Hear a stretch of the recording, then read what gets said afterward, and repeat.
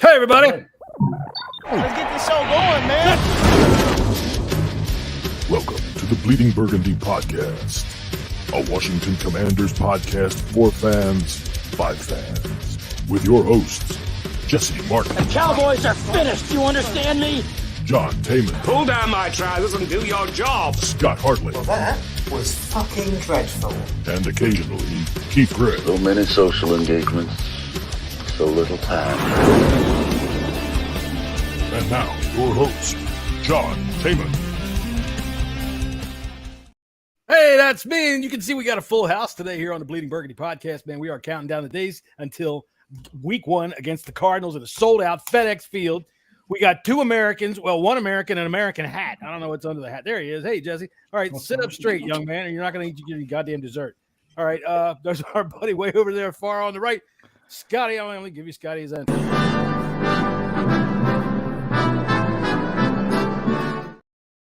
Scott, of course, is from the 1 Point Safety Show. Joined with us, his co-host down there, the big fella, Scouse Andy, with his nifty black and silver hat.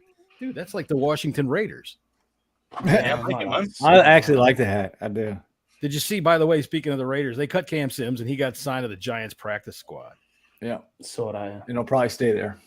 And just down here below me right here, fixing his camera, making sure he looks all prim and proper in the dark there, our buddy Prime Minister Burrows from the, say the name of your show? The Bunker. The Bunker podcast. Jesus. The bunker. Jesus. Yeah, that's what it's called. The Bunker. The Bunker. How are you, boys? You know, I just thought of something. Yeah. How we're all mingled right now. I think John and Andy should start another podcast. Yeah, So why not? I don't think there's enough Washington podcasts. I think we should just start, even if we do 1 episode, to piss everyone off on Twitter. Yeah. You know, I tell you what, when people say We'll call it, I don't know, we don't really want to be here, but we're doing it anyway. Scouse and John go on a Wednesday just to make sure. Yeah, just on a Wednesday morning. All days covered, then, boys. All days covered. Well, exactly. Yeah. When people ask me, Every day's a why do you podcast, do a podcast? I say, because I'm an American with a penis and I like football. That's why I do a podcast. It's kind of required. That's true. Yeah. Yeah, well, one of them things is true. Well, no. You're definitely American. Welcome to the podcast, Andy. Ding. All right. So, yeah, let me give him a ding there for a good joke on Smack on One. That's good. There you go. All right. So, anyway, there are some actual things to talk about today. Not really, but they released an unofficial depth chart. Does anybody have anything to say about that? I mean, did we think of anything? It would be any different, really? No. I mean, they did, list Terry and Chase on there as your starters, but that medical report isn't going to come out until tomorrow. So, I mean, yeah, if everybody's healthy, that's what it's going to be. Obviously, there'll be changes if say Terry or Chase has to sit out the game, and that's fine. All right, I'm going to ask Scouse this question since he hates everybody, dude. Who is this Abdullah Anderson that's backing up Jonathan Allen? Who is this dude? I've never even heard of him. Yeah, he was just like most of the guys on the bubble. Absolute bums. Bums. He actually had a really good camp, and he also did pretty well in the preseason games. All right, so with Jonathan Allen, he's the D tackle John that's took over from FA. So. Yeah, Obata being put on IR. Is that a full season? Don't say IR? that. No, that's just a 3 week. Okay, Scott. Minimum. I think it's minimum 3 week. 3 weeks. Well, what happened? Did he lose his gold tooth? Is that what happened? Obata's not going to be there week 1, Scotty. He'll be there. He's going to be there. But I never said that, FA, by the way. If you I'm not surprised he's going to be in our Airbnb, the amount Scott tweets him. He might be. He doesn't have anything else to do during the game. He might hang out and have a crumpet with I haven't set my 78th DM today, Andy. Yeah, flipping heck. Imagine waking up next to him. I'd be like, who let the elephant in? Oh, no, it's FA Obata just sleeps naked. I am not sitting there because I do not feel like having some guy with sunglasses come up there and point out the stalker. That's the guy over there. He's been chasing that thing. Tell me on the door where you were touched. Oh my God, Jesus! All right, well, okay. So anyway, now I'm all thrown off. Scott's talking dirty. That's kind of like watching some little kid, piss in the fucking in the holy water at church, isn't it? Yeah, it's that's kind of the true, way yeah. it is. All right, so I'm going to throw it to you, Jesse. You got a topic to talk about? Because fuck if I know. No, Ron Rivera had a press conference today. You know, it really scored. didn't really say a whole lot. Actually, I thought he did. Really? I thought. What did he say? I missed it. Not a whole lot. Not a whole lot. Yeah. This is going to be a great show. I think, some of the questions that were asked, and we kind of touched on this a little bit. Gannon's kind of a weird fucking coach, and he's not naming a starter as far as the QB goes. And if Ron was in that position, he said he'd do the same thing. He wouldn't have named stars. A little bit of gamesmanship, and I think that's what they're kind of doing with Terry and Chase. Sure.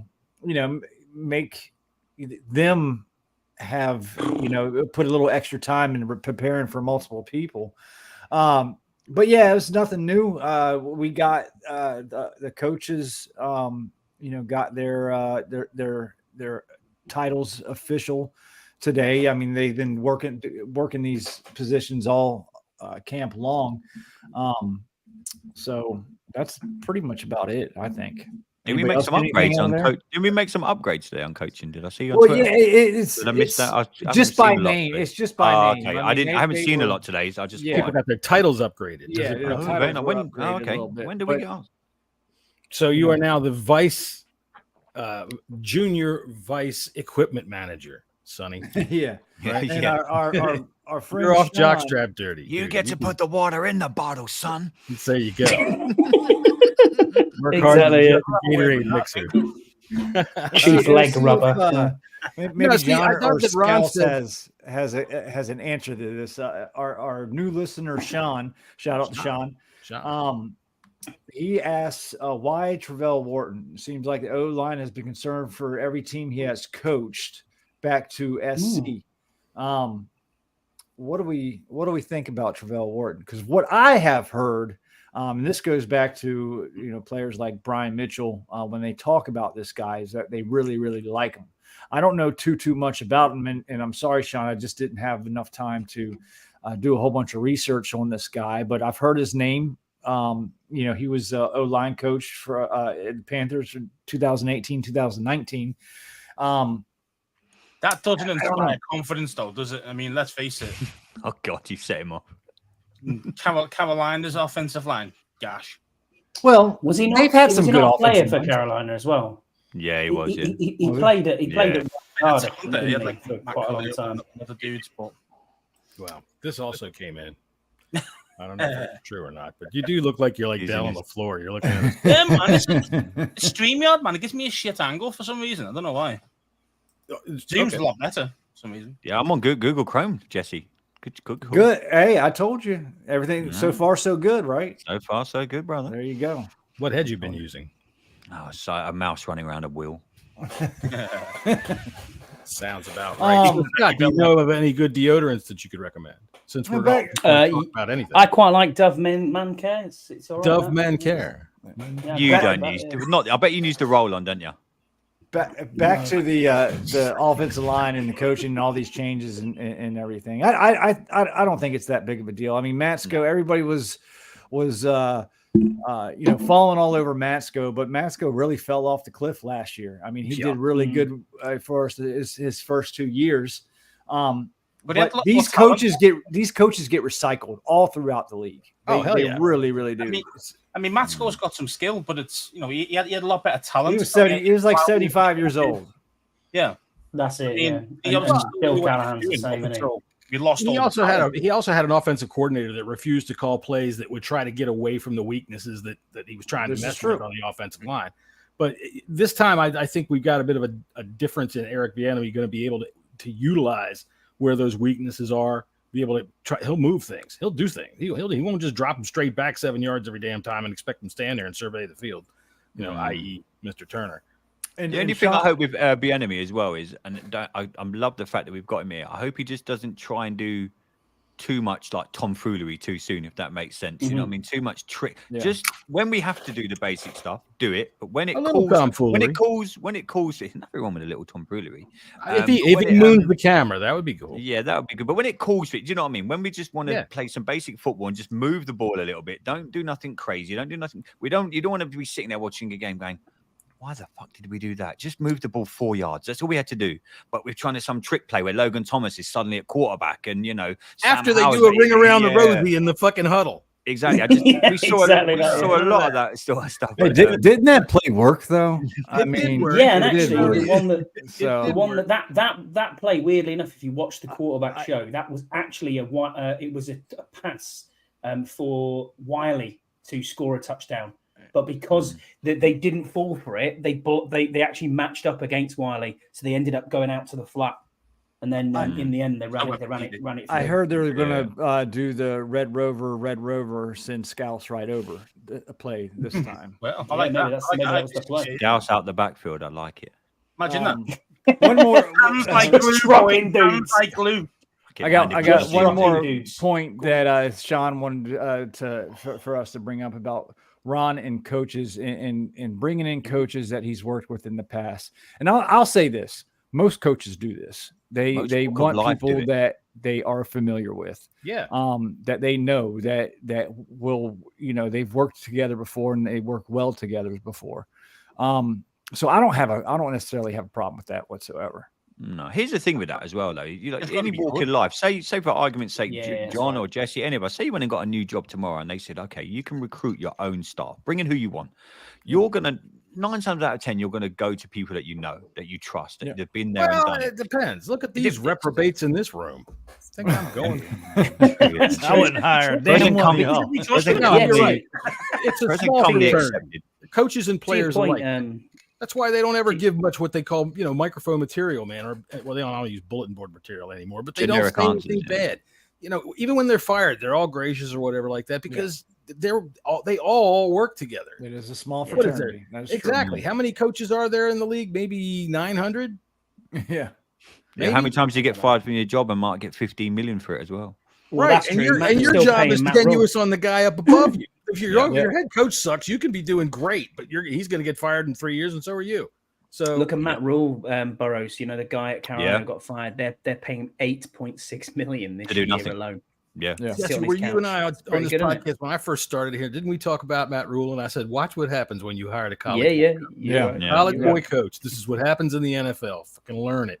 Where's the guy from Arizona last year? Now they got Mr. Wet. You guys are going to get out there and fight hard for the Cardinals, aren't you? Did you come on the bus, John, today?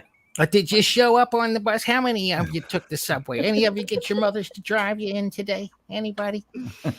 Anyway, so where's the fucking super goddamn offensive brain that they brought in to play with little goddamn midget shrimp ass Kyler Murray? Where is he? No, it's a defensive coach. Didn't he say he got hired by some college after he said that fuck this, I don't want to do this anymore. I'm gonna go off to fucking Bora Bora and live by the volcano on the ocean. Remember? He was gonna go off to the South Seas. Welcome Yam in the chat. What's up, buddy? It's been a long time. USC's assistant coach. Is that what he is? Well, they offered it to him after he won. Remember, he said he was gonna leave. He was gonna go out and float around the ocean or something. But you can't. The college boy coach in the NFL works very rarely. Very rarely. Chip Kelly's going to change the game. Chip Kelly's he's going to speed that clock up so fast nobody's going to know what to do. Why do you think it is? Obviously, you boys, Jesse and John, and then obviously Andy and Scouse. I know, and Scott, you're into your college football. What is it between the elite college guys that can't transcend to the NFL? Oh. And I'm talking the elite now. I'm not talking your basic coach in college. I'm talking the elite of the elite. Why can't it transcend to the NFL, would you think? For what? You mean coaches or players? Yeah, coaches. Okay, for one, it's a different ball game. It really is. I can dress 100 guys. If I got numbers 1 through 0, I can dress 100 guys on Saturday. And let's say I'm coach of Big Ten school, gigantic, whatever, and you are coach of Big Ten minor school. And you got this kid that, my father went to your school and this kid's a 5-star quarterback. Guess what? I show up and say, hey, guess what? We'll get you blowjobs every single day. And look at this big, gigantic locker. You can live in this thing. It's that big. Yeah. Right. Yeah. And boom. So there's that much of a disparity. So when they come in the NFL, they do not have that advantage and they don't get to set. I mean, dude, they can set part of their schedule. The beginning part of the year, like right now for college football over the next couple of weeks, a lot of these teams, they play their cream puffs, and these cream puffs, they want to play them. Like you watch, Ohio State will go beat up on Dayton or something like that, right? And it's because Dayton gets paid a shitload of money and their players get on TV. They get and to that point too, like John was saying, I mean, they set up these games, in like these Power 5 schools. They have probably 7 powder puff games, and the rest of them are big school, up against big talented schools. I mean, maybe even more. Maybe you only have like 2 games against top 25 teams. It's the market is so flooded. So when you get into the NFL, it's just a total different ball game, because you were just freaking gung-ho from it's a year-round job for one, and you're trying to get the best of the best of the best on your squad, and there's just not that many well, the fact of the matter is also, when they get to the NFL, they're not the Lord and Master. Look at Urban Meyer last year. Okay, you see everything that happened with Jacksonville. Good example, that's how he can handle a college locker room. He can get in there and you don't like it my way. I'll send you off to play to Podunk University. You'll never. But you get in the NFL, that shit doesn't work. That shit doesn't fly. These guys make more money than you. And Steve Spurrier, he came in the NFL. Hey, god dang, this is gonna be easy. We're gonna go fling it all over the park. We're just gonna throw it around, pitch and catch. And he went out and tried to run shit that work in college, because in college, he's got pro level players, and he's playing against guys that are going to be working for the mail service in a couple of years, right? Yeah, like 85% of 90% of their opponents are never going to play football after college. So it's a tremendous jump to answer. Do you think it's going to change?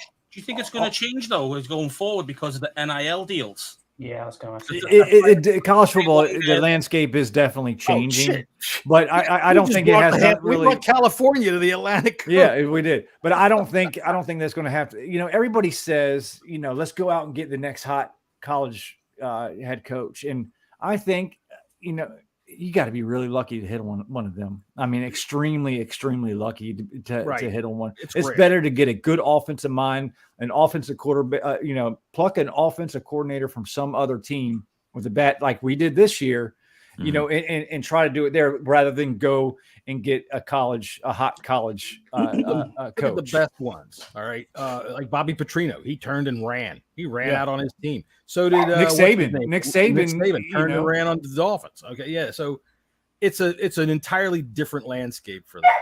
Like, okay. Hey, talk amongst yourself while I go, shoot my dog. Be right back. Yeah, it's I mean, one coach, Max brought up Deion Sanders. Now, he might be able to make that transition at some point in time. It does have something to do with the personalities, because he's been in the league. I was about to say, he's been there and done it. He knows. Yeah, he's been in the league. He knows how the league works. So, I mean, that's a good point, Max, that I could see him coaching, within the next 5 years, to be honest with you. Deion could, because Deion knows the pro game. I think Deion probably. That's what we're saying. He knows how to handle pro players. Yeah, I'm sorry, I was just trying to deal with some household shit. So I've got the Go ahead, I've got the betting from the overall for the week. Basically, there's no player props at the moment. Jesse, I know you. I don't know where you were looking at, but I got plenty of season players. Have you? I went off Bet US. What was our just for the Commanders Cardinals game? No, I got it for the season ones. That's what we're. Okay, do. Cool. But we can do. We can definitely do some Cardinal ones too. Okay, interesting. We can do the Cardinal ones. Y'all got any before we get into this now? Remember, 1983. It gets me every time. I know. We better win this fucking game the amount of times you play. Too bad Colt's not playing. I could see like 4 pick sixes from Emmanuel Forbes. All right, well, I'll tell you what. Before we jump into these superlatives, I have a question for the room. All right. This is going to go to, I guess, Andy and Scouse. Tell me what you hear here. Virginia McCaskey, I'd lick your butthole. Oh, gross.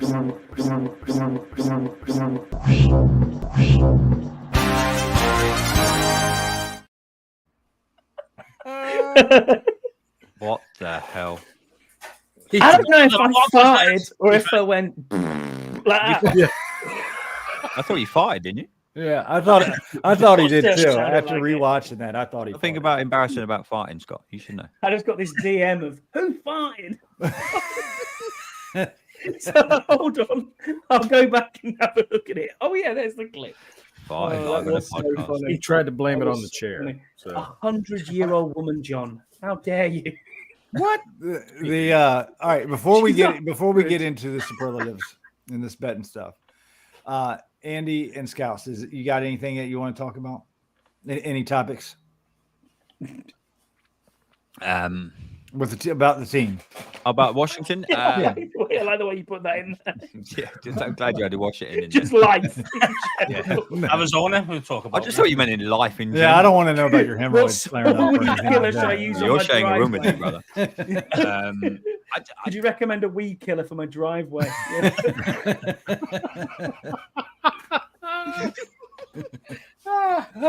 He's trying to shave you. Either way, he wanted to. I know, right?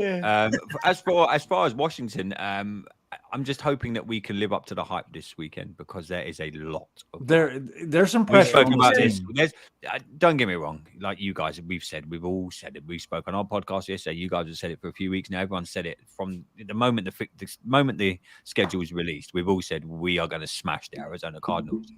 And the only thing I'll come back to, like me, Jesse, and Scouse were saying yesterday, this is Washington. Nothing is fucking guaranteed in this goddamn team. It's not. Right. We could easily get to halftime on Sunday, and all of us will be in that stadium. We'll all look around to each other and go, "Well, this wasn't in the fucking script." No It shit. wasn't. Yeah. It wasn't. Like, And, honestly, yeah. I've I been love around Scout's long little enough. Smirk there. Sorry.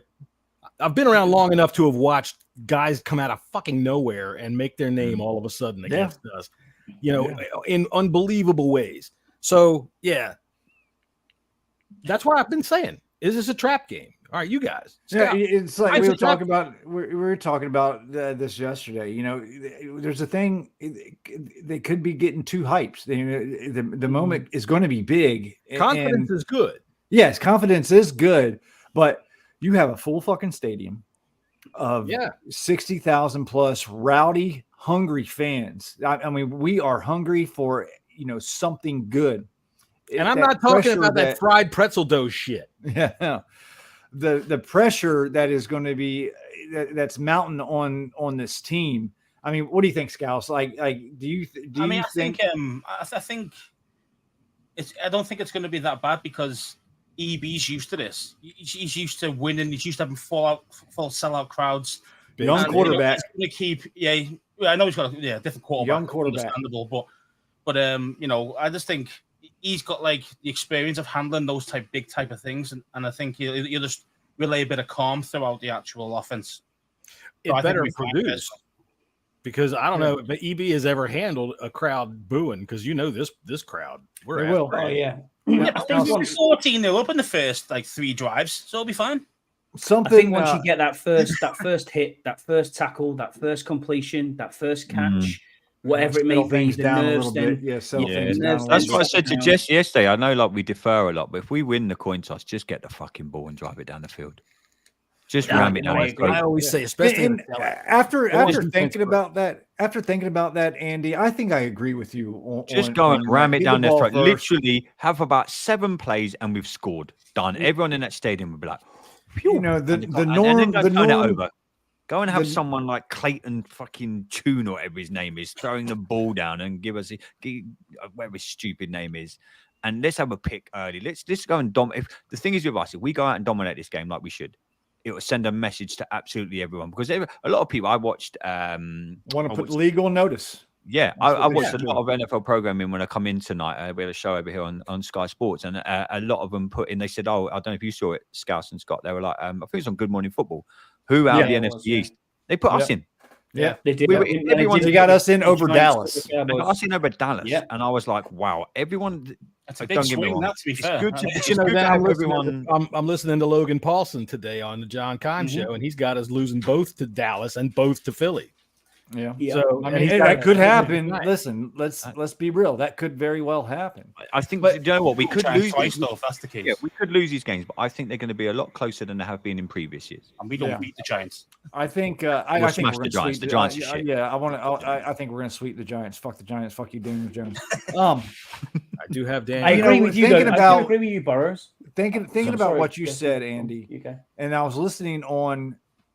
The B mentioned JP Finley show, and this hasn't really been talked about in the circle of the radio stations and even a lot of podcasts. But there is one thing is concerning on the defense and stopping the run. Okay, now at times last year we were great at it, but there is also times where we got the fuck ran on. The Connor can run. Yeah, he is a good running back. They have a decent offensive line. I think getting the ball, scoring first is going to take some pressure out. See, I think I agree with you. I think the opposite, and the reason why is because we are hungry, screaming, and it's going to be sold out. It's going to be a freaking madhouse at kickoff. I want that energy directed down and let the defense feast. You get that defense on the field and let them turn the ball over. Oh my God, it'll go crazy. But if you want all of a sudden everybody to quiet down so the offense can operate, it really is going to kind of deflate what you got going. Yeah. So I say use that crowd in the first drive. If you defer, take the ball at the second half, put all 65,000 of us or however many there's going to be behind that defense and make Clayton Tune or Dobbs or whatever they're going to start, whoever the fuck they're going to start. We can't lose to someone called Clayton Tune. No, you can't. You can't do it. You can't lose to Clayton Tune. I mean, keys to victory. Number one, stop the run. Just stack. Yeah. Stack the box. Go at Connor. Try and run through that. And then go. Then Tune beat us with your arm. Go five. Or Dobbs, whatever his name is. Beat us with your arm. Ain't going to happen. Those guys are not. Well, I've seen Tune from college. He's not good enough. Do you know what I mean? So we'll see. But he has some gaudy stats, but going back and looking, doing some research, all he did was just run around the pocket and just kind of just wait for someone to get open. Oh, yeah, all the time. Let's try that. Yeah. Let's try that for against a fucking NFL team, because that's all he did. His average time holding the ball was like 4.2 seconds. Oh, forget it. Get that for fucking in the NFL. Taken off. We keep that up. You remember those old cartoons when Sylvester would fall into a junkyard full of dogs and you'd see him? That's what it would be like if he stays back there for more than 3 seconds. I want to go around the room real quick, and I want everybody to pick one player that's most important for the team to succeed. Not the best player. It does not have to be the best player, but the most important player for the team to succeed. Scouts, I'll go with you first. Is this for the season, or is this just for the Cardinals game? The season. The season. Okay. I think it's Cam Curl for me. Okay. Cam Curl. He is the glue that keeps the DBs together. We are a level below when he's not playing. We've seen it many times, and he's just that important. We need to get him signed, because obviously he's in his contract year. We need to get him signed and I'll give him the love a little bit, because he's going to be that important for us going forward. Yeah. Scott, what about you? For me, it's Charles Leno. All right. You have to keep from that side. You have to keep your quarterback upright. Yeah. I agree. John? Sam Howell. I mean, if we can get good play out of Sam Howell, there's no stopping this team. I mean, granted, it's going to come because you also got good play out of Charles Leno, but quarterback's the key in the NFL. And if we can actually see one that can play right now and get one that can play right now, man, watch what we can do. The interior of this offensive line has really starting to come together, and you're hearing some really, really good things. And I'm hearing from a lot of people, this is big talk on radio too, how shorter quarterbacks it's easier for them if they have a stout interior offensive line rather than two bookends, because the bookends they can pretty much see coming, and they can move out the way, and you can also chip. But if you have a bad interior line, They can't see. You ain't going to be able to see. No. Yeah, exactly. You saw that all. Taylor Heineke's what? 4'7", something like that. Pretty much. And most of those kind of time and quarterbacks. Do you know what I mean? They have to throw it on time into an area and hope that it's the right second to let it go because they can't see where they're going to. And the way that this interior, Sam Cosmi's had a heck of a camp. Nick Gates is a dog, and listen, we're here. If Charles can stay healthy, he's quick, and the coaches love him. Andy, who's your most important player for the season? Purely because I want him to see him carry some of the workload, Diami Brown. Okay. Ooh, no, that's a good call. Shout. I think, Only reason I'm being because we all know Terry's Terry. Brown, I would like to see us, not probably backup plan is probably the wrong word, but someone like that. If you look at all the real might have successful, injuries. Have injuries. It's Washington. We're going to have injuries. If you look at all the elite teams in the NFL and all the ones that like consistently make the playoffs, and you're always talking about them in like the end of January and like going in towards like wild cards or playoffs or Super Bowls, the people behind the so-called quote unquote stars always step up every single game. We know what Terry can do. We know what Montez Sweat can do. We know what Doran Payne can do. We know what our stars can do. Someone like Diami Brown is going to play such a key role in this team this season. I think he's going to fly under the radar for a little bit. And I reckon if we sit down, we're all going to be sitting down in, say, a month to 2 months' time. We're like, I think one of us said on a show that said he is going to be elite as well at some stage. He's that damn good. I've really, really got high hopes for this kid. So I'm not obviously, like we all say, Sam Howell, Terry, and all them guys flying under the radar. For me, for us to be anywhere near successful, we need him firing on all cylinders because I think he's that good. Yeah, I agree. I mean, I've been saying it. When you get him on the field, man, you've got weapons that can stretch the field in all three positions. At slot and on the outside, you got every one of them can get downfield. You can threaten the defense so many ways. You get 4 wide receivers out there with Samuel. What are you going to do? You put 4 wide receivers out there with Samuel and put Gibson in the backfield. What are you going to do? Who are you going to cover? I mean, what are you going to do? You got 4 guys that can run fucking lightning down the field. They can stretch the field. They can do anything they want underneath. They're route runners on a dime. Yeah. And you got a dual threat coming out of the backfield that can take the rock and pound it down your throat, especially if you freaking fall back on your heels trying to stop the pass. Yeah. Or he can drop out of the backfield and act as a wide receiver. I really like the way things are shaping up, and I like the call on Diami Brown there. I do want to see him succeed. I've got him. We're doing our superlatives, and I've got him down for my my surprise player. I think it's my surprise player. I don't know. It might be a surprise. I'll tell you later. I am going to go. I'm going to go with Jamin Davis, and the reason for he got his court date done by March 4th. Very good. Yeah. We've seen ever since he's come in the league, we've seen him continuously to get better. From accounts, he's had a pretty daggone good camp, and I think he's going to be very important in the run game. Not only out in pass coverage, but one thing that I am a little worried about this team is stopping the run. And if Jamin Davis can, play to his potential and run support, I think it's going to be big for us. If this defense wants to be, the top 3, top 2, best defense in the league, Jamin Davis has to step up and play the best ball of his life. It's interesting you say about the run because, based in preseason, they're okay against the run, and they played well against the run last. First team was terrible. But dude, I'll tell you what, the swing passes, it was like, oh my God, they could run forever. The Ravens were running forever before we even saw anybody wearing burgundy and gold. So it's called setting the edge. They haven't been able to, weren't really good at setting the edge, and that's on the defensive ends. Mm-hmm. Well, that's the same old worry we've always had. All right, you got any other superlatives you want to run through? No, let's get to. All right, well, let's do one real quick about the game coming up on Saturday. You guys are coming in when? Will you guys fly? We land on Friday afternoon. All right, and then you're going to try to play golf, even though you're going to be jet lagged as a son of a bitch. That's on Saturday. Over and tired. Yeah. All right, there you go. That's golf. That's the way to do it. Hey, man, if you're going to become a good British hooligan, that's what you have to do. You become a jet-setting fucking drunk, basically. You fly around the globe, have yourself a ball, have a party, go to a game, go home. And go home. That's all my friends think. They were chatting at work today. They're like, when do you go to America? I'm like, Friday. They go, when do you come back? Tuesday. They're like, what the fuck are you doing? It's technically Monday, but Tuesday in our world. Yeah, we leave late Monday, and I land Tuesday. Go and get my car and drive straight to watch Dunstable play as well. It's crazy. Oh, go to work. Yeah, they go to work. I'm in work at 6:30 Wednesday morning. The things that you do, man. The things that you do. Wow. Yeah, the things you do for what you love is great. All right, so offensive player of the year. Let's start there. Shall we? So we're just doing it. We're gonna. This is just for this team right here. Offensive. Well, player. we can do lots of different things, but let's right now.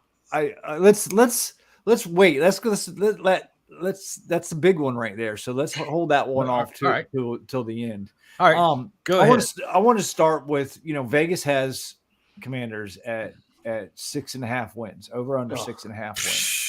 I think everybody in this fan base, or pretty much everybody in this fan base, even the local media has jumped on board in taking the over on this. I think that over, and I'm putting money on this too. I think it should be set at 7.5. Really? I think 9. 9? Oof. Wow. Yes, that's a lot there. I think the Cowboys are at 9. So better be good. So are we all in agreement? We're all agreeing over 6.5. Yeah. Jesus. Jesse, I've also got a big embossed book, so we're all right. Now we're going to get 4 wins. That's it. You're pulling 4 wins for this team this year? 12. Where's mine? No, he's taking the piss. I was waiting for the first person to start kicking off, but all right. So Sam Howell, Vegas has got him. This is off of FanDuel. They got him at 3,075 yards, not 3,700. 3,075 yards. Over under. Scouts, what do you got? Over. Scouts is going over. I think he's going to get close to 4,000 personally. Oh. Well, if you think about it, if he plays all 17 games, Mr. Misery Guts is suddenly fucking. Look, Sam Mills got like 3,300 yards last year, and he missed time too. Sam Mills, I'm not Sam Mills. Davis Mills was it? Davis Mills, yeah, Davis Mills. So if he plays Davis Mills, Sam plays 17 games. I have no doubts that he'll pass that mark. John, what do you think? I think Davis Mills is a delicious French roasted coffee, smooth and tasty. Look, I think that over 6.5 is a gimme. Like I said, I think 9 should be the number. And you guys look at me like I'm crazy. We're on passing yards now. The number is really? Jesus, John. Yes, I think it's over 3,083 passing yards. Burrows. Over. 100% over. I'm going for over. Yeah. All right, so let's Davis Mills. I'm getting tired. Honey, how about a steaming cup of Davis Mills? Are you feeling hungover this morning? Why don't you have a steaming cup of Davis Mills? Davis Mills. For when you had way too much to drink last night and you're supposed to be at work in 5 minutes. Yeah.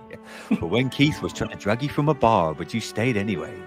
Keith is whining that his wife is in the car and needs to drive home immediately. We've got to be at the tailgate at 8 o'clock. Why are these crazy Englishmen still in the bar? It's 2 a.m. Yeah. How many touchdowns Brian Robinson scores this year? Oh, Jesus. Ooh, wow. What's the over-under? It doesn't have it. I'm going with just 9. Just a straight guess. Are you just going straight guess? Or? Straight guess. No over-under. Straight guess. Ooh. 9. 7. 9? 7. 5. So Burrows is saying 5. 7. Yeah, I think it's going to be a little lower than people expect. I'm going 7. I'm leaning towards Burrow. I'll do 7. I'll do 7. I think the ball is going to be spread around. I'm going to split hairs and say 6. 6. That's a good thing, though. We can split the ball around, though. Like Jesse said, we haven't had many of them options over the last few years in Washington. You look around this roster now, and you're like, oh, hang on a minute. We don't really have to rely on this guy all the time or that guy all the time. For once, we've actually got options. And what makes it even better is we've got a guy who knows how to call plays to these other receivers, these other running backs. We haven't got some donut on the side in Scott Turner who goes, I only know how to run one play up the middle. I don't know what else I'm doing. I think Rodriguez is going to steal a couple of them goal line carries, and probably take a touchdown or two away from Robinson. With Gibson and with screen game, Gibson, screens as well. You're going to see quite a lot of that. So I just can't see B-Rob getting a lot of touchdowns. John, and what are you saying? 10? No, I said 9. 9. What, am I crazy? 9. Is that for the whole running back team or just no, just for him? Terry McLaurin, total yards. Will he break 1,100? Well, let's say over under 1,100. Yes, I'm a yes on that. 11. Not by much, maybe 11. I'm going to say no. 73. Lower. Under, just purely because of this injury. We just don't know what he's going to come in at. Do you think he's going to break 1,000, Scouts? I think he'll. I think he always breaks 1,000 unless he gets injured, like a longer term injury, like the first season. But he missed about 3 or 4 games, didn't he? Was it the first season?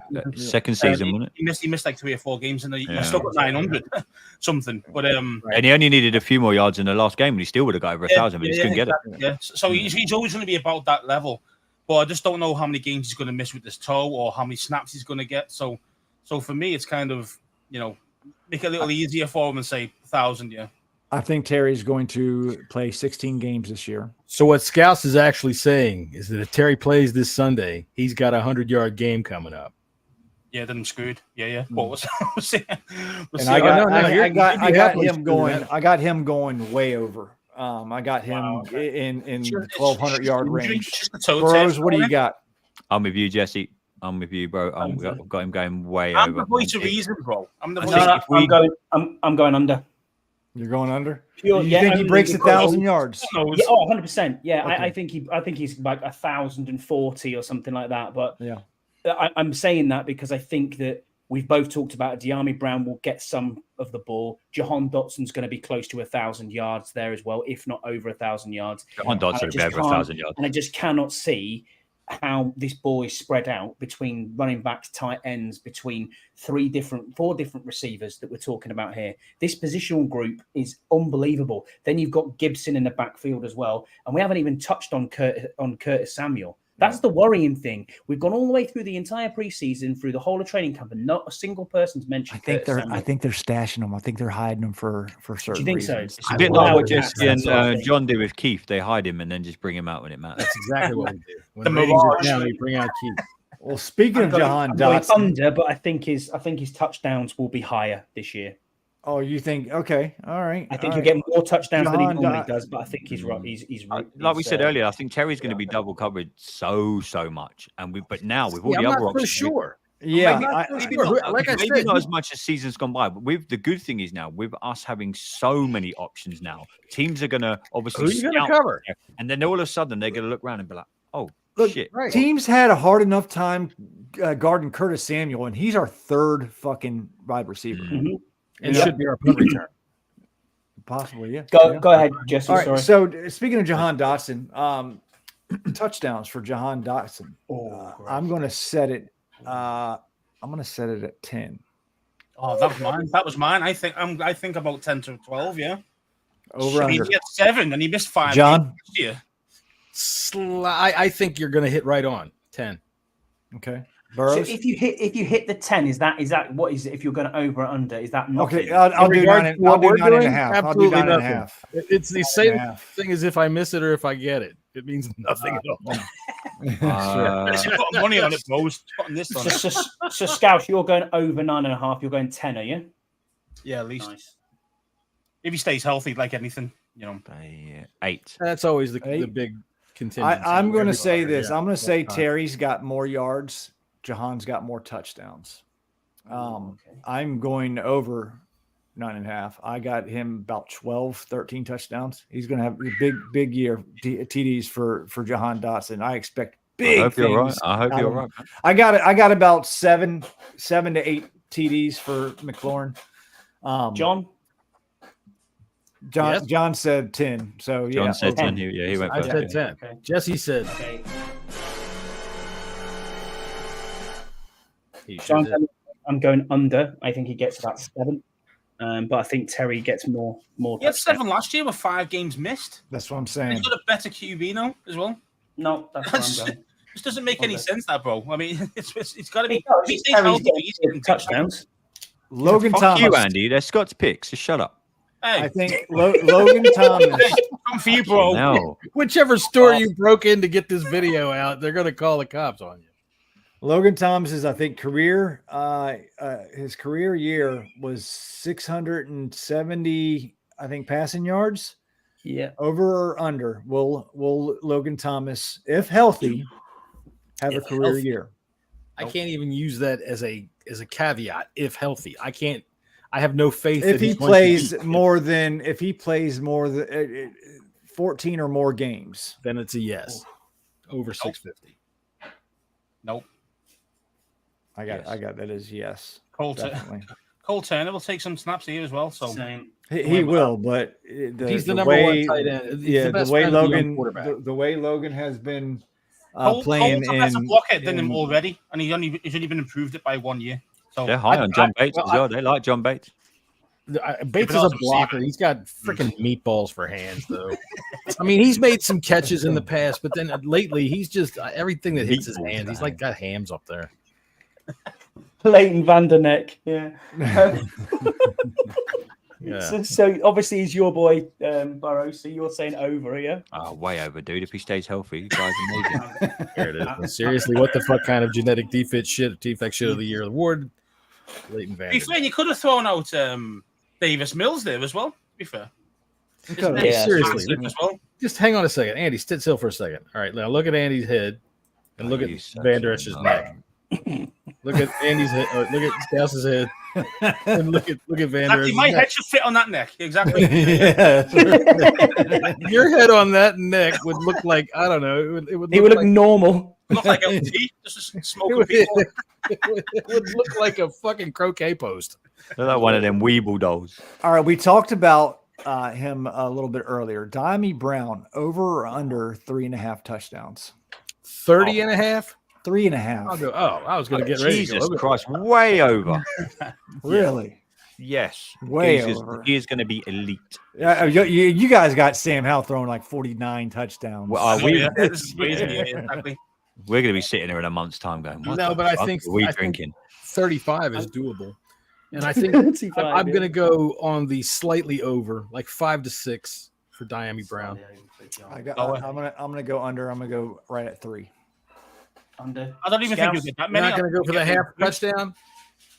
Well, I think he's going to have Kick a big field plays goal? and big moments. Like Like, kick a field goal. mostly, let's face it. You know, he's going to be the deep threat. yeah, Once in a blue moon, you'll get the deep ball and see how he goes. But I just can't see him getting. I can't see him getting red zone targets. You know what I mean? Dude, I'll So- tell you what. He got him down in the preseason. He In was the running preseason. mostly ins or outs. He was running a lot of outs, and he got the red zone target right down there and he on a. it's a nice on a- play. I don't want to call it a broken play, but Howell was definitely moving out of the pocket when he hit him. So yeah, I think Brown. We talked about this with our good Brown wasn't friend. with the first go at that point. So you know what I mean. If you've got your boys, it's going to be Terry, it's going to be Jahan in there, and then your tight end. So as in like number ones, I just can't see Diami getting a lot of targets in the red zone. Okay. Plus, you've got running plays from there as well, Yeah, which you've got to it's take not- effect you know on. it's going to be a big screen game. That's going to be half our offense, I think. yeah. I think So for- goal sit line, under red for me. zone passing. You're going to see a lot of Cole Turner and Logan Thomas. Mhm. And obviously your running backs as well too. So yeah, I think there's going to be That's big conventional downfield plays. We're Big not, downfield we're plays. the for enemy now. Diamond. Conventional thinking. I'm sorry, I didn't mean to break you off, but No, conventional thinking's got to kind. I mean, yeah, they use Kelsey a lot down there low, but he knows how to use that speed underneath. So you know, I can't count it out. That's why I say 5 to 6. I'm going to go under. I think it's 3. Bang Yeah. on 3. yeah. Yeah, I think. Yeah, I'm with you. I think he's going to have an impact, a definite impact. Like Burrows was saying earlier. I just think there's going to be some deep shots. Yeah, and there'll might be the deep ball for him. Yeah. squeeze a couple touchdowns out of them. Let's move to the defensive side of the ball now. You haven't spoken about Howell's TDs, mate. That's got to be one we got to talk about. Howell's okay, TDs, all right. Howell's touchdowns and interceptions. All right, let's put Howell's touchdowns. I want to say I heard like 19 and a half. For touchdowns. Under for Vegas. Wow. I'm going higher. Over. 19 and a half is what they had him as. Yeah. If I'm going they have not watched any tape, have they? Yeah, tell me you haven't watched Washington without actually telling me you haven't watched Washington. I got 27. That's what I think you can hit magical 30. I think you can get 30. I got over 30. I got him around 32. Look, it's just because of what Bieniemy can do, and the whole thing always, of course, hinges on whether he can stay straight up and down. If he can stay on his feet, if they can keep the pressure off of him, he's got the composure. He's got the freaking brain to be able to see what's coming at him, and he's got the arm to fucking put that sumbitch practically anywhere. He can threaten from anywhere on the field. So, yeah, I'm optimistic about it. Young quarterback nowadays doesn't mean stupid, dumb learning quarterback always. He'll make a few mistakes here and there, but yeah, I'm over 30 on touchdowns, and I'll tell you what, when you get to interceptions, you may be surprised. They have him at 17 and a half touchdowns. Oh, okay. That's even worse. Holy shit, you're smashing the over. Money, smashing that over. What's the odds on that? Tell me you haven't watched without telling me you haven't watched. I have some odds on that as well. That is a bet I will put money on. Put some big money on that one. Do you know what, Scouts? That might pay our next flight. Exactly. Yeah, you know what I mean? To the playoffs. Mind you, to be fair, I did this last year when the Chargers were the absolute worldie. It was all on the Chargers, and I went and put everything on the Chargers, and they lost. Did we do Robinson touchdowns? Yeah, we did Robinson. We touchdowns. did. Yeah, so Howell's interceptions. Let's talk about Howell's interceptions. I'm going 12. What's his over under? It doesn't have it. I'd say about 12, 13. That's what I'm looking at. I think 15. Yeah. So we should put it at 12 and a half. Yeah, that's about what it should be. Yeah. 12. Well, Scout said 15. What do you say, Andy? 12. So we've got to protect him. If we don't protect him, it's going to be way more than that because it's going to be a shit show. I think his touchdowns is the one for me because I think he's going to scramble way more than we've ever seen, probably since RG3. I can definitely see some rushing touchdowns too. Hell of a lot. Play like 4 or 5 in that red zone. And right numbers for me there, Jesse. Before. Yeah, he's going to. I would put a healthy amount of money on that. He is going to score more down in the red zone than any Washington QB in the last 10 years. What do you think on the interceptions, Burrows? Under? Yeah, I said under, mate. Yeah. So under 12 and a half, yeah? Under 12 and a half, mate, yeah. Got you. I'm the same. We've just got to protect him. It all depends. If we can't protect that young fella, then he's going to have to, he's going to be scrambling for his life. And yet we all know that, the superlatives that could come with it. If we can protect him, it's a big word in Washington this year is if. If we can do a lot of things, and it goes for a lot of NFL teams, I know that, but this is our team that we're talking about. If we can do the things right that we haven't done for so many years, but with, like you say, with Eric Bieniemy there, I don't think if is a word that he has in his vocabulary. You've only got to look at training camp. He is not going to put up with any missed blocks, any missed tackles. I swear to God, he's not going to be like Scott Turner and pat you on the back and go, unlucky, we'll get it on the next drive. No, your ass is going to be sitting down. You're not going to be seeing the fucking field again. That's where I think we're going. Speaking of that, I did see some breakdowns from Sadiq Charles from his last preseason game. Yeah, it looked pretty good. I mean, he looked kind of like he had a bit of mean streak. Keep him healthy. Need to keep him healthy. Yeah, that's the thing. I'm hoping. That's the thing. He's made of glass, that kid. His calf. John. Interceptions for Sam Howell. What are you saying, John? I said 12 to 13. 12 to 13. So you're going over then. Yeah. I think if you can get a 2-to-1 ratio, TDs to interceptions, that's good. What you're looking for is the bare min, really. So, and that's where I think he's going to be at. He's going to be about that kind of 2-to-1. He's going to throw some interceptions, and he's still a very young quarterback. Really, sure, he'll make some mistakes. Learning and I really think I hope the fan base, especially live, will just don't be too hard on him because they just got to understand he is learning as we go. So let's flip to the defensive side of the ball. And I want to start with the ends. And, Chase Young, questionable about the first game. I have mentioned in past podcasts that I expect a humongous year from him. I'm going to set his sack total at 9.5. I am hitting the over, and I'm going way over. And I'm going to take, I see if he 35? stays healthy, he's going to get 14 sacks this year. Scott, what do you got? I have got herpes. Yes, syphilis. Over. I think he gets 11. Scouts? Under for me. Under? I think about 7. You hate. I don't think he's going to blow. I don't think he's going to be. Fucking hater.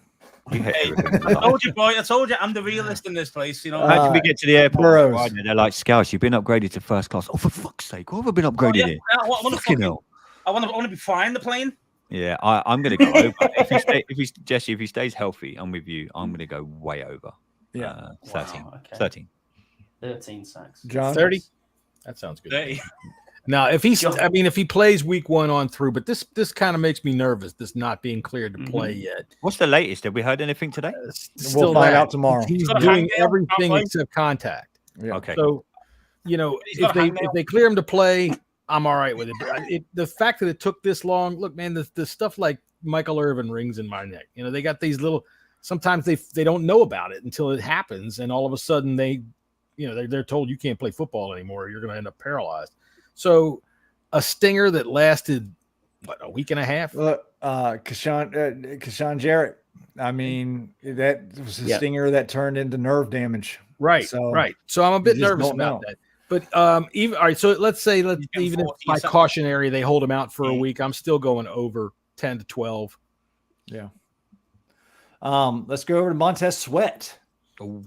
Scott, you did answer. You said you're going over, right? Let me. Yeah, I did. Yeah, I've got 11 sacks. Can I give you a quick impression? Hey, shite, man. I'm thinking of maybe 4. Is that my accent? Scouts. I don't know if that's your accent or not. I don't know if that's your accent. Sounded just like him. Yeah, it sounded exactly like you if you lived in Bombay.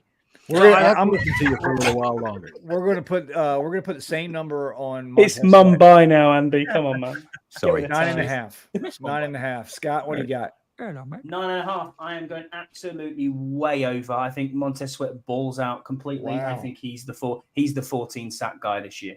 Wow. Way over. John? Over. I'm going over too. 11 to 12. Andy? I'm 11. Scouts? I was toying. Under. Yeah, I'm going under too.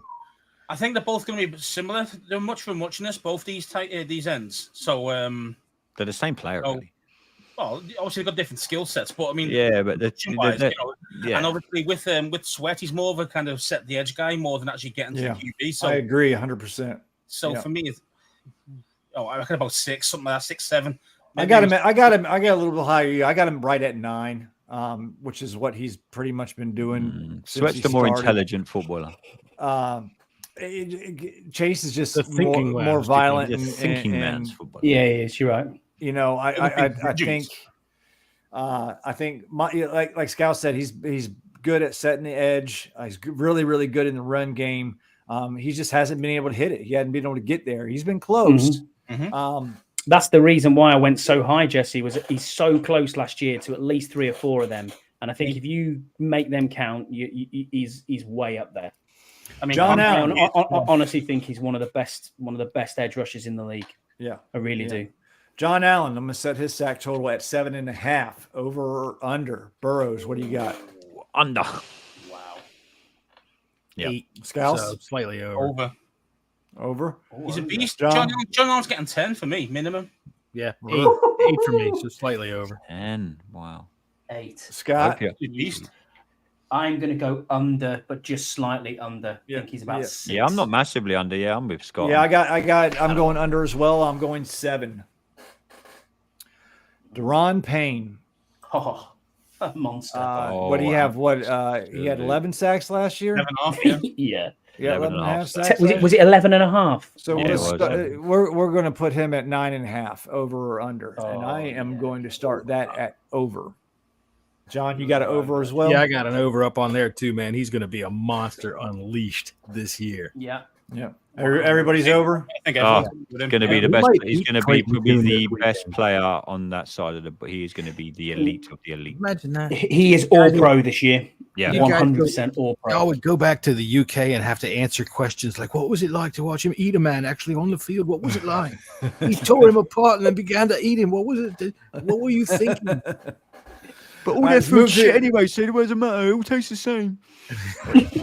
meat, baby. It tasted like ham. We got one more player on the defense in the backfield, and Emmanuel Forbes. I haven't seen anything or many people talk about, this is just interceptions here. I think we should set that at 3.5. It's probably against the Cardinals. You might get that in 1/2. Could.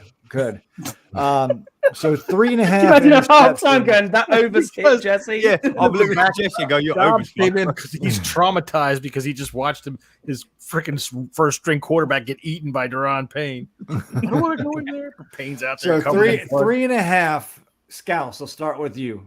Over, but I think he's going to get about 5, maybe 1 to the house if we're lucky. Yeah. Yeah, it's not easy taking him to the house. Yeah, we know he set records in NCAA, but don't always expect that same, in the NFL. Burrows, what you got? Over, and he'll take 1 to the house this Sunday. Wow. John? I got him at 3. They're going to pick on him a little bit, but yeah, I'm going at 3.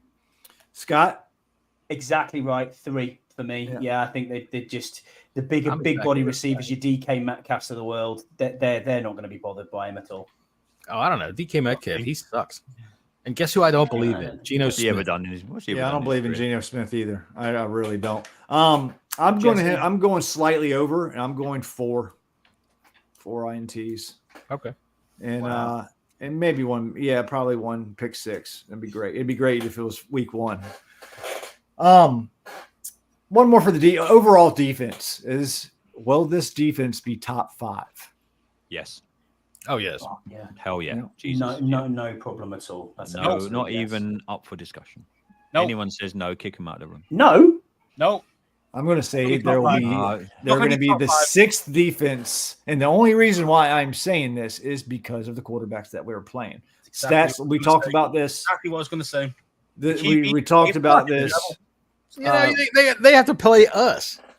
They look at us and go, "Shit, sure, I got to play." But what I'm saying, we talked about this on the bunker, I think, yesterday a little bit. Look, you might see the stats go down just a little bit, but they're still going to be making progress and be better. Just because, but it won't look as good as in stats wise. Okay, genuinely though, name me 5 defenses better than us. Honestly, it's different year to year. I can do 3. But he's not talking about it in that regard. He's talking about it in terms of the schedule we have to play against. Yeah, the schedule we got to play against. Yeah, that's there are some about 7 really, really good defense that any of the 7, that's including us, could be the number 1 defense in the the Giants, the Eagles, the Rams, if they get their shit together. The Jets. When they got Dan Quinn. The Jets are very good. A really, really good. They're not going to be top 5. They won't. They were just like us last year. Had a great defense with no with no turnovers. I mean, I think they were the 4th ranked defense in the entire league. Fourth in the league. Yeah. Then you think they were really, really good. Sauce Garner as well. Mickey, they've got a good defense. They were outstanding. Fair play. I got us. Well, I'm sorry. What was that, Scouts? So for the Jets, some big Quinn Williams. You got Sauce Gardner on the outside. They got another awesome. Who's the other corner? Who's the main corner? Along with Sauce. Sauce Gardner and somebody else. I'm sure he did it. He hired him this off season. He was on hard. He's a big name. I'm telling you, man. And he was Hard Knocks yesterday. Yeah, that defense is. I don't think they'll be top 5. I don't think they'll be top 5. Top 5. All right, we're going to move to overall MVP for the team. John, I'm going to start with you. if it all plays out right and he does what he's supposed to do, it'll be Sam Howell. Yeah. If he does what he's supposed to do. Scouse. As long as he doesn't turn the ball over. Yeah. Scouse. Oh yeah, I mean, I would agree. Let's do offense MVP, then we'll go defense MVP. So changing the rules in the middle of the game. Yeah, change the ruls. I mean, I would agree with John. If Howell's doing what he should be doing, he should get the MVP. If he's struggling, then you're probably looking. Again, you're looking at your receivers. I think. You give it to Tress Way again. Oh yeah, Tress Way. No, I'll try not to. So I don't want to think about him, even though he's class. I just don't want to think about that. We should be putting the ball a lot often. So I'd probably go with Terry then, if Howell is struggling a little bit. Scott? Yeah, it's got to be Sam Howell. Other than that, you're right. I'll go with Jahan Dotson if it's not. Oh, that's what I was going to do. Yeah, I was going to do that too. I was going to do John Dodson. Yeah. I was thinking everyone else is going Sam Howell. I might as well go John Dodson. But yeah, look, let's be honest. If Sam plays well, we play well. Yeah, that's what it boils down to. It's what it boils down to in every fucking team in this league. QB plays well, he performs, and if he does what he's meant to do, like John says, even if he does the basics well for the first few games, and he has that little sprinkling of us all sitting there going, "Holy shit, we're going to do much better than we have in the last God knows how many years." That's a good point as well. Yeah. Well, and question for any quarterback in the league. How many quarterbacks started last year? 72. So. That's 68, John. 68. Yeah. Well, I was off by 4. But, 68 quarterbacks and have started a game last year. That is a question for any quarterback. It's a rare thing when a quarterback actually makes it through an entire season like that. So you hope that if it does happen, that it's only a short-term thing, something that doesn't hamper him for a long time and it doesn't harm his career going forward for sure. I'm gonna throw out somebody a little bit different. You heard a lot, especially in the beginning, of training camp of this player, especially working his way into the passing game, and that's Brian Robinson Jr. I think he's going to have a humongous role in this offense. I think the reports coming out that he's heavily involved in screens and short passing, and we really didn't think he had that in his repertoire last year. I mean, they didn't show it. He didn't catch a whole lot of passes at Alabama, but the ones that he did, plays that he did make, they were really good. So I think Robinson's going to play a huge role in this offense this season. And a lot of people are saying Gibson is going to be the primary pass catcher. I don't think so. I think Gibson's going to be gone after the season. And I don't think he's going to have that big of a role this season, as many might think. He's going to have that J.D. McKissick role. That JD played so good a couple of years ago before he got injured, but I just don't think it's going to be that Gibson's role is going to be that predominant. I think it would be short-sighted to not use this run game to its advantage. And one of the things I thought was to its advantage last year was when they did bring Gibson in the third quarter. Or even in the fourth quarter, and he came in and played it as the running back, not just a Jerick McKinnon role. Yeah, no, you're right. And he brought those fresh legs in, man, and I'll tell you what, I thought it made a difference going down the stretch to some of those games. Yeah. I agree with you. He probably won't be here next year. I'd be surprised if he was, but I could see – I wouldn't see a diminished role so much, not so much as down as the Jerick McKinnon, because he brings too much to the table. Yeah, I mean, we've been saying that for years, and we haven't seen it. And I don't know, through the training camp reports out here. I mean, it's Brian Robinson that's been flashing in within the passing game for the running back. So who knows? We'll see. Maybe they're stashing them like they do, like stashing Curtis Samuel. And, we see an explosion from both Curtis Samuel and Antonio Gibson. Maybe the team, Eric Bieniemy's doing something really, really smart that we're really not thinking and paying attention. I'll tell you what, did you see him in those preseason games? There were sometimes it looked like the size of his head was like a volcano getting ready to blow. He had that knot on the top of his head. I thought, damn, there's a brain up in there, boy. Look at that, man. That thing needs extra space. Look at him. You were about to say something, Scouse? No, I say it's Gibson. He's built like a running back, but he runs like a receiver. I mean, the guy's got he's an athletic freak, really. If you think about it for his position, and I just think that we need to use him properly. And I think though the short passing game is going to be where he's going to be at his best. Oh yeah, man. You throw him those little screens in the flat, get some people out in front of him. Yeah, give him some space, man. He'll burn players all day long. That's what you do. The speech is that fast. I say with Samuel as well, really. I mean, Samuel do the same thing. Yeah, no, he's great. Every lineup we can throw on the field of skill position players, on down through the tight ends, man. What are you going to cover? What are you going to try to stop? I think a lot of people's discounting Samuel's role, and he's going to be involved. He is going to be. He's going to be all over the field. He really is. And again, he's in contract year as well. So we are over the hour mark, and we appreciate everybody for sticking with us. So we're going to having a good time to the defense and our defensive MVP. Scouse, I will start with you. Who's your defensive MVP? Oh, it's tough one. Tough one. Not really. Just make a guess. You're fucking trying to predict the future. I'm going to say Nostradamus. That's right. Well, let me think about it. Cody Barton. Cody Barton. Look, dude, this ain't the rodeo.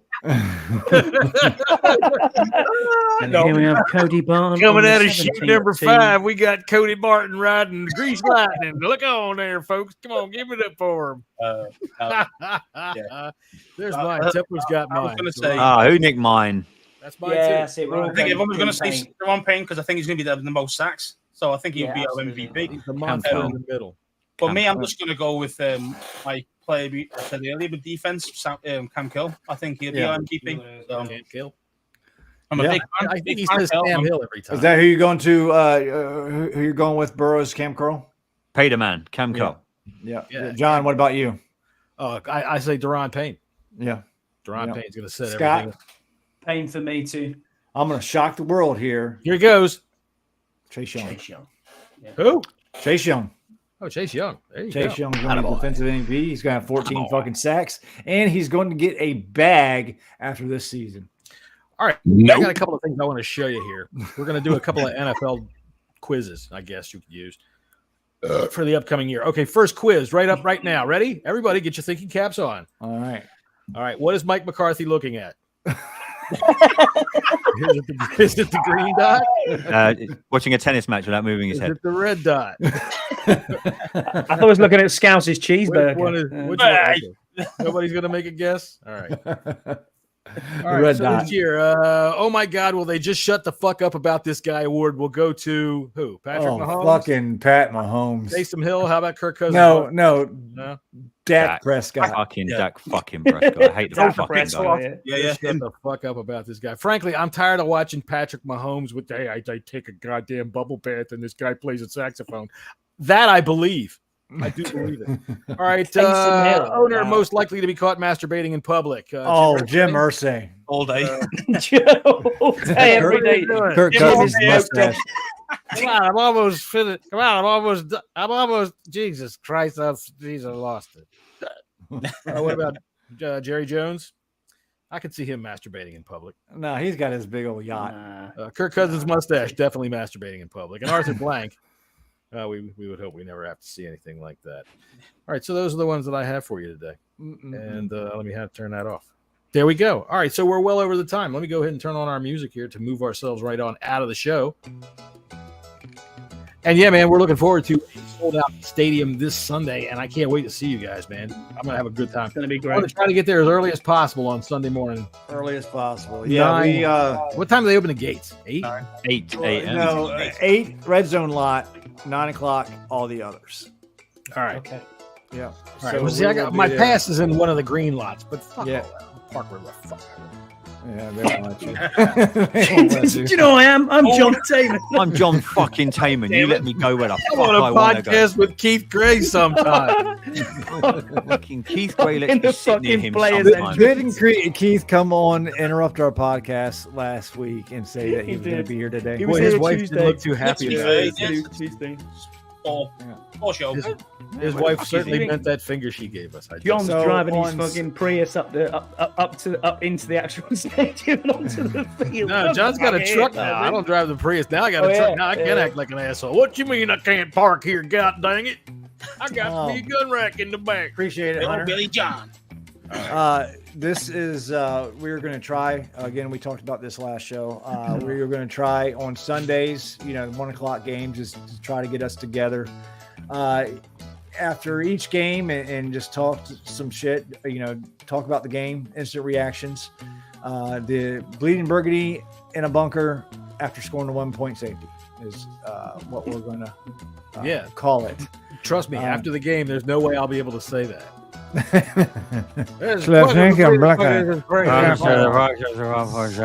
Sound like Jim Irsay.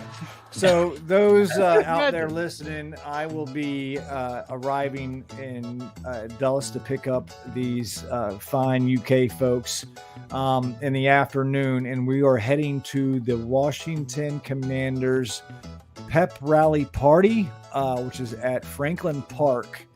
We're going to hang out there from 5 till 8 o'clock, and then afterwards, stop on through, everybody. Get a free T-shirt. You can go out and come hang out with us. We plan on picking a spot and going and having some tasty beverages. Getting smashed up and mangled. We're gonna get fucking drunk. Take video. That's what I want. There's a good possibility throughout the night. Last year I spent all the kitty on Jaeger bombs. This year, you better get your own dollar.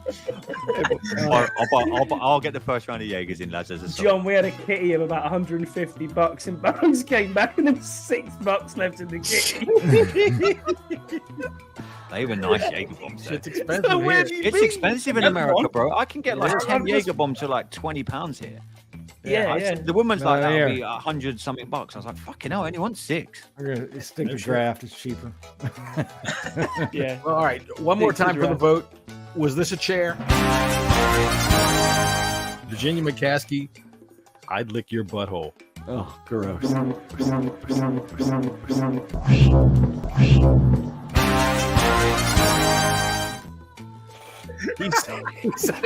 was not a fucking chair. I don't say it was a chair. I thought I went like this. I have been in a room with that dude. That was 100% a fart. If it was, I admit that was a fart. I'm sure it was. I said I told him that I would lick Virginia McCaskey's asshole, and all of a sudden he just comedy timing. Yeah, There you go. It's not as good as Keith Eorin, but there you go. Well, in the words of Keith's wife, see you later, everybody. Yeah. All right, let's go talk to him about a victory next week.